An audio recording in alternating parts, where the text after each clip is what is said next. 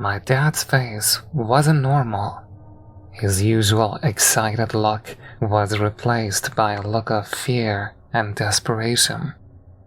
My father was a defense attorney in the city, so he would usually have to drive a good 30 minutes to get to work. Today the car was in the shop, so he had to take the Red Line train to get to work. I looked at him with a concerned look and faintly asked, "Are you alright, Dad?" He looked up and stared into my eyes. His black hole-like pupils sent a shock through my body. My father said, "My son, you have no clue what I have seen. I was waiting in the station for the train when this man came up to me. He was an older man and was wearing a nice suit. He had a cardboard sign around his neck that read, 'Praise Christ, his name is blessed,' and a picture of a cross under it. I had heard him screaming from the entrance to the station. He had this thick accent. It sounded African. The man was repeating the exact same thing over and over. 'Praise Christ, praise Christ,' occasionally stopping to talk to people. He walked up to this younger couple and began to yell about how Jesus had given his life for us and how we didn't respect him anymore. I thought it was sad." My father's voice trailed off. We had never been an especially religious family, but we would occasionally go to church to please my grandparents. Hell, I'm leaning towards atheism these days. It probably had something to do with my dad going to a Catholic school. He went to one of those schools you hear about, the ones where the nuns would bash your hands with long rulers if you spoke back to them. Ironic, in my opinion, trying to get kids to believe in God, but pushing them further away with every hit. He cleared his throat again and started to speak. Next, he went up to this Muslim woman who began to scream at him when he came up to her. Most of the people in the station thought there was going to be a fight. This punk standing next to me began to laugh, skateboard in one hand, iPhone in the other, and a beanie on his head. I scolded the kid for laughing, but before I could say anything, the train arrived. I picked up my briefcase and walked on. Nothing really peculiar happened on the ride there, besides some woman with her kids and a dog on her lap. The kids were pushing the dog into their arms and trying to get it to stop barking. Who the hell brings their dog on the train anyways? The next stop, I got off to transfer to the Orange Line. As I was about to go down the stairs to get to the next station, the African preacher was there. This time he was ranting about how people didn't care about children anymore, and then went on to rant about abortion. The man obviously had a screw loose, but it was just weird seeing him again. This time he was different though. His once chiseled hair was now longer, he had a beard, and his suit was now a different shade of grey than it was before.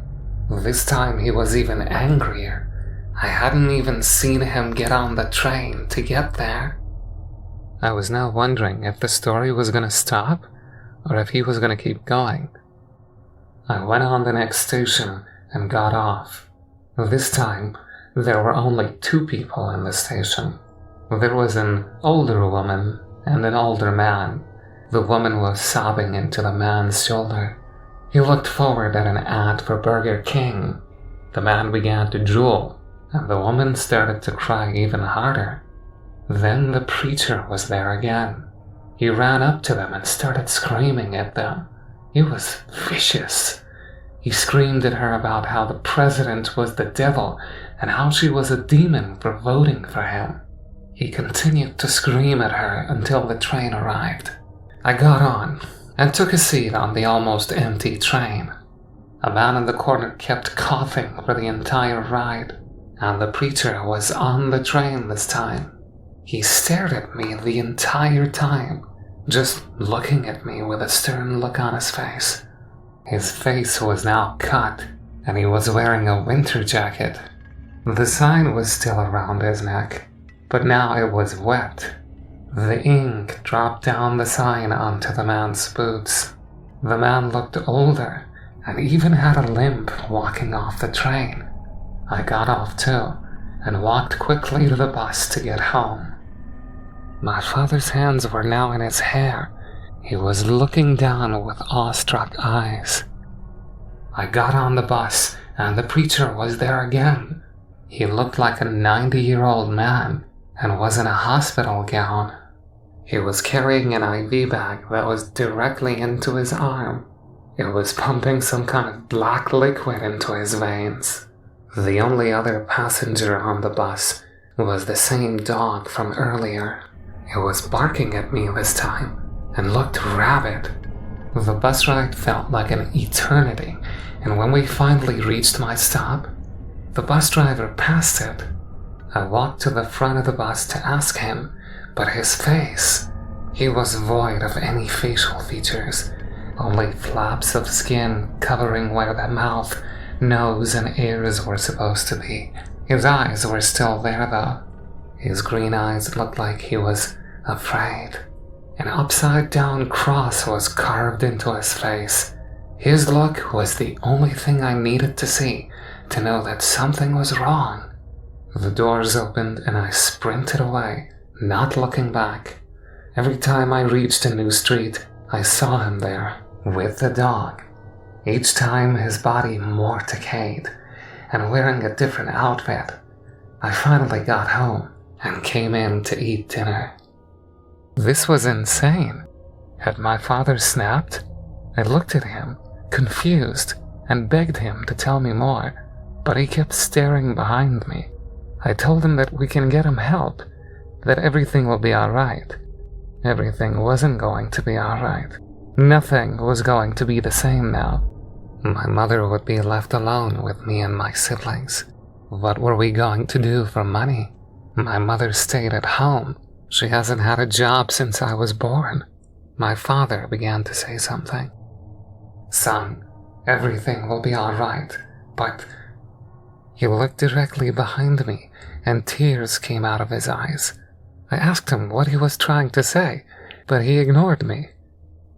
Believe me when I tell you that your mother and I love you, my father said.